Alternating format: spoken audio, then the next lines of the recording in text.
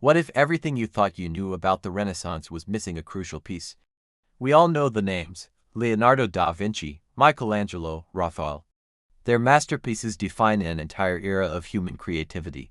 But what if I told you there's a whole other side to this story? A vibrant, revolutionary, and powerful side that has been deliberately hidden from us for centuries. Prepare to have your mind open, because today we are pulling back the curtain to uncover the hidden masterpieces and untold stories of the brilliant women who dared to paint, sculpt, and innovate in an era that tried to erase them. You're about to meet the forgotten titans of art history. For centuries, the story we've been told is a lie of omission. The Renaissance wasn't just a boys' club of genius men working in grand studios. Lurking just beneath the surface of our history books is a shocking truth: a cohort of incredibly talented female artists whose revolutionary work helped shape the very fabric of the era. Their names were spoken with reverence in their own time, their skills sought after by popes and kings. Yet, their legacies were systematically sidelined, their contributions minimized, and their stories all but lost.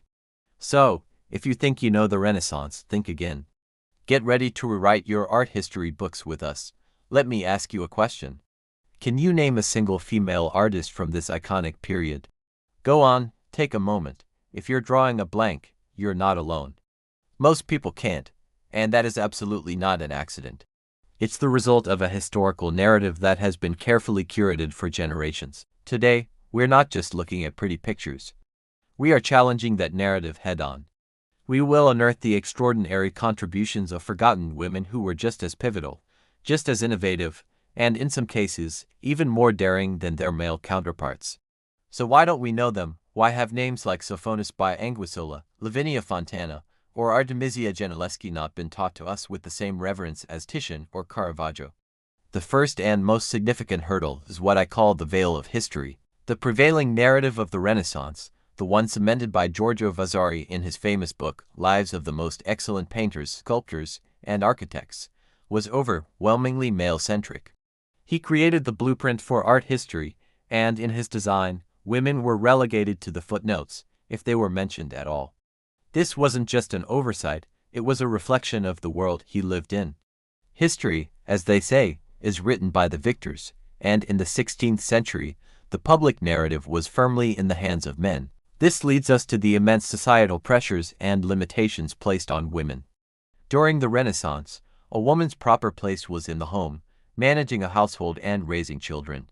Public life, commerce, and professional guilds were almost exclusively male domains. For a woman to even dream of becoming a professional artist was a radical act of defiance. They were barred from life drawing classes, which used nude models, a practice considered essential for depicting complex historical and mythological scenes. This effectively locked them out of creating the large-scale, prestigious commissions that made male artists famous. They were also typically forbidden from joining artist guilds, which controlled commissions, training, and the sale of art. How could you become a celebrated master if the system was designed to prevent you from even getting your foot in the door? Because of these restrictions, many female artists had to find clever workarounds. Many were the daughters of painters, learning the craft in their father's workshop, where they could gain access to training and materials denied to other women. Their early work was often sold under their father's or husband's name, their own signature deliberately erased to make the piece more commercially viable in a biased market.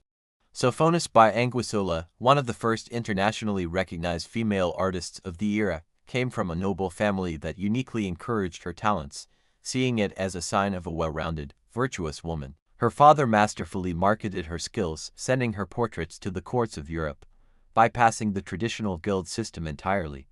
She became the court painter to the Queen of Spain, an almost unheard of achievement for a woman.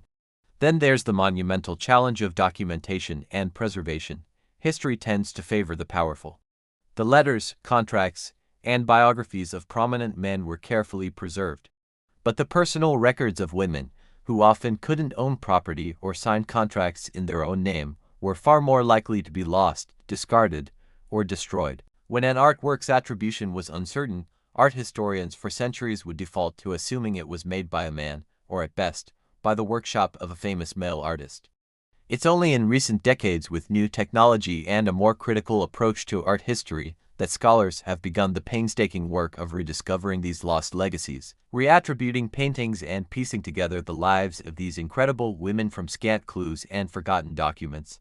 Let's talk about Artemisia Gentileschi. Her story is one of trauma, triumph, and raw, unapologetic talent. A follower of the dramatic style of Caravaggio, Artemisia's work is visceral and powerful. She didn't just paint, she channeled raw human emotion onto the canvas. Her most famous work, Judith Slaying Holofernes, is a masterclass in dramatic tension and brutal intensity. It depicts two women taking control, exacting revenge with a chilling determination. For centuries, it was seen merely as a copy of a similar painting by Caravaggio. But Artemisia's version is different. It's more graphic, more personal, and far more emotionally charged. Scholars now understand this painting in the context of her own life. As a young woman, Artemisia was assaulted by her painting tutor, and she endured a brutal public trial to see him convicted. Her Judith is not a distant, elegant heroine. She is a woman of flesh and blood, enacting justice with her own hands. This wasn't just art.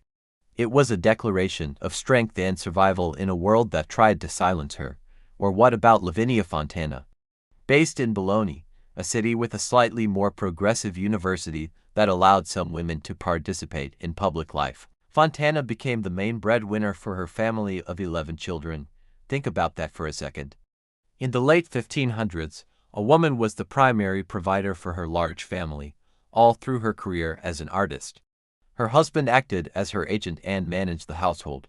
She specialized in portraiture, but she didn't stop there. She broke barriers by painting large-scale, complex religious and mythological scenes, the very genre women were excluded from.